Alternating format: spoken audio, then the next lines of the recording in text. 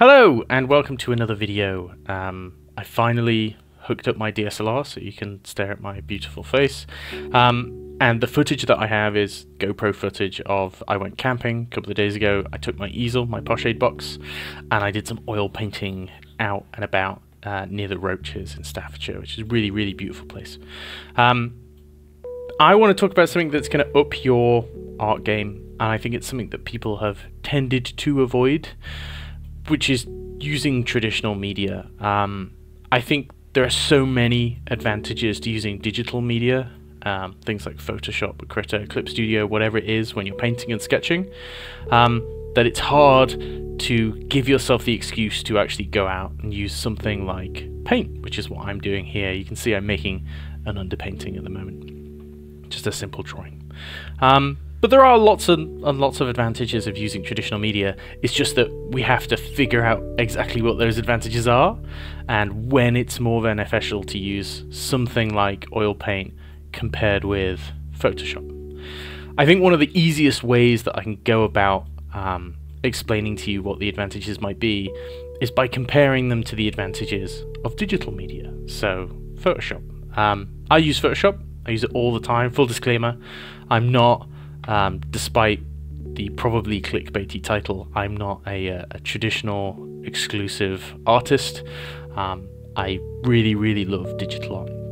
One of the things that I really love digital art for, kind of the main thing, is its ability to allow you to experiment. You can experiment in Photoshop in so many different ways that you could never really do traditionally, because it's cheap to do so. Right, so if I wanted to get 5 different paintings in oil, and I really wanted to try out some new techniques with each one, it's going to cost me. It's going to cost me for the canvases, it's going to cost me for the paint, it's going to cost me for the brushes, it's going to cost me for the medium that I mix in with the paint. If I want to make 5 canvases on Photoshop, the only thing I'm really paying for is the Photoshop license, which admittedly is high. So I can have infinite canvases and infinite paints, infinite colors, and infinite attempts to just keep going and trying different things and experimenting. But I find that as much as it is a benefit, can be a downside, right? So one of the pluses of the traditional media is that you get one go at it a lot of the time. You sit down, you want to do a painting, you've got your paints, you've got your canvas.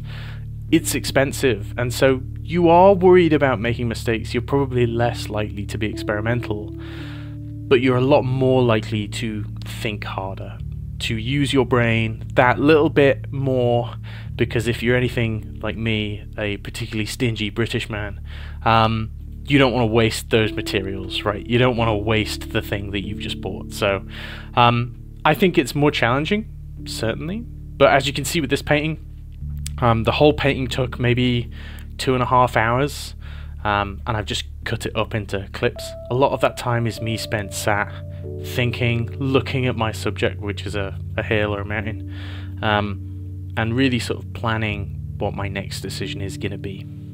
In comparison, I think it would only take me 20 minutes to do digitally, but it's a cheap 20 minutes. I'm not thinking very hard. I'm just putting things down. If they don't work, I can just erase them or move them or do something else. And so I like to think of painting traditionally as this really sort of intense workout. You want to do it now and then, put your skills to the test, really take your time, slow down. Something I've struggled with quite a bit painting digitally is that speed issue. I tend to just blaze through studies like no one's business, and actually I need to take a step back and slow down, and painting traditionally really helps with that. So that's one.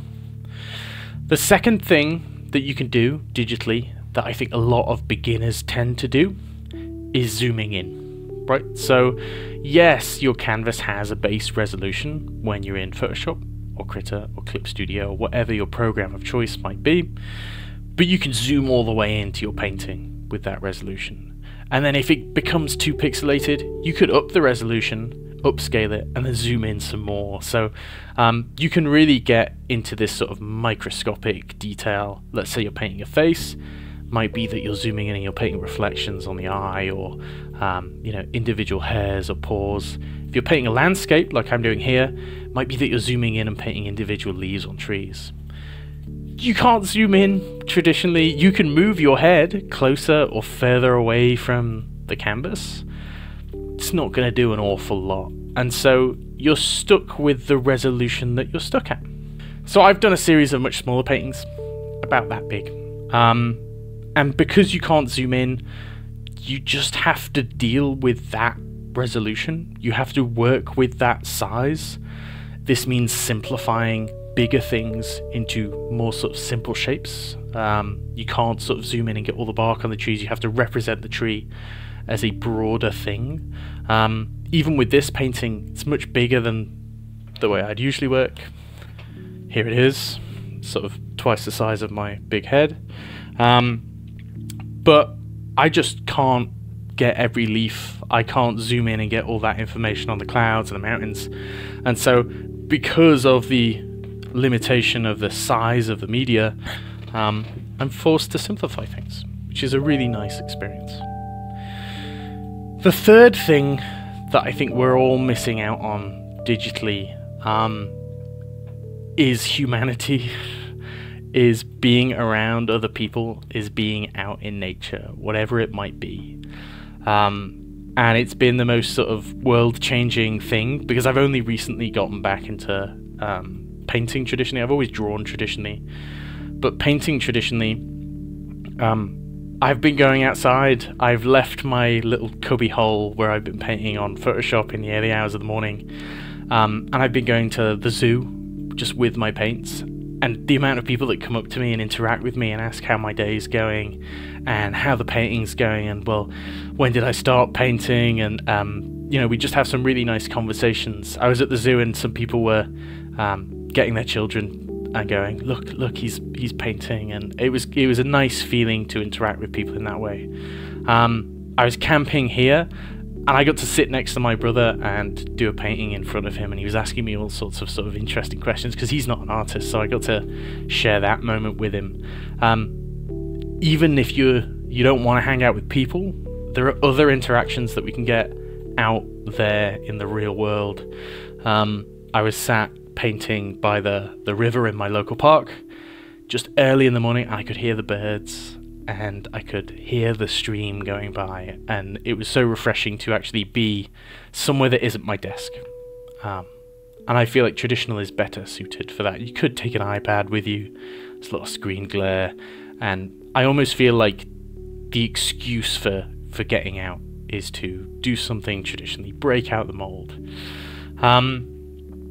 In tandem with all of those things, I feel like the overall thing with traditional is that it sets some kind of expectation for the level of work that you should be doing. So we've already spoken about level of detail, we've spoken about resolution, zooming in and out, we've spoken about actually thinking hard when you're painting. I find that painting traditionally sort of reduces everything down to it's just you and your paints and whatever might be in front of you if you're painting from life. And it's a fun challenge, and it even if you walk away from it and the painting isn't exactly how you want, it's not like doing that in Photoshop where you click delete and you no longer have a JPEG, you know, a little piece of metadata hanging around on a hard drive somewhere. You still have a physical item that you can hold, that you can appreciate, that you can take home and paint over if you want. And so you actually get to see piles of things stacking up. I've got, it's off camera, I've got a little pile of paintings just since I started a couple of months ago, and it's building up, and it's so satisfying to watch that grow. I'm going to start putting them on the walls behind me if I continue to record my face for future videos. But yeah, traditional is powerful, and don't discount it because it's hard, because it is hard. It's tricky, but I feel like that trickiness it's not an unfair level of difficulty. I think it's just a reflection of your own shortcomings. So if you're painting traditionally and the colours aren't how you want them, well, an element of that is going to be mixing the colours physically, and obviously that's going to take some getting used to. But without the undo key, without just a colour wheel that you can select without infinite paint and infinite canvases to just, you know, a lot of people in Photoshop might just mix a paint or grab a color, select a color, put it down, and then go, it's not quite what I want, and hue saturation shift it, or just pick another color. It's forcing you to slow down and just think, which is nice. It's nice to just slow down and think and appreciate what's going on. So yeah, that's my thoughts. I'm interested to do more of this. I think with the advent of generative AI, more artists are moving back to traditional, and it's quite difficult to explain some of the other benefits, or not benefits, some of the other things that make it enjoyable. There is a tactile feeling to it, handling real paint and brushes, and the smell of the linseed oil. You can see how windy it is in this tent, and it was raining on us, which is why we moved into the tent in the first place. These are all experiences that are quite memorable. I have a thing that I can look at and go, I was here at this time, and I can relate it to an experience. My painting of the rhino that I did at Chester Zoo is not just an image of a rhino that if I did digitally I'd go, that's an okay rhino, and then I'd put it away in some folder. It's related to a trip that I had out with my fiance and one of my best friends. It's related to my experience of speaking to total strangers about painting and getting people excited about that. You know, what the weather was like at the day, what the smells of the rhino were. Pretty bad smells from the rhino. So all of these things combine to make something that is more of an experience and less of a throwaway exercise. I'm going to be doing more painting. I have a GoPro now that my brother gave me, which is very nice of him. I'm going to record more of them. Now, this particular oil painting, I'm quite happy with. It's my 4th plein air ever that I've done traditionally, so I'm pleased. I'm recording a separate voiceover for the exact same footage, where I'm going to basically speak over what I'm doing. You know, why am I placing paint in this place? How am I mixing the paint? And what am I thinking about? So those of you who might be more inclined to actually think about the technicalities of something like oil painting rather than the experience and the overall benefits or downsides, you can head over to my Patreon and find that there. We also do critique videos on the Patreon, so I recommend that you check that out. We do critique videos every Monday though on the public Discord server, so the public Discord server and the Patreon link will be in the description below, and you can check those out hopefully.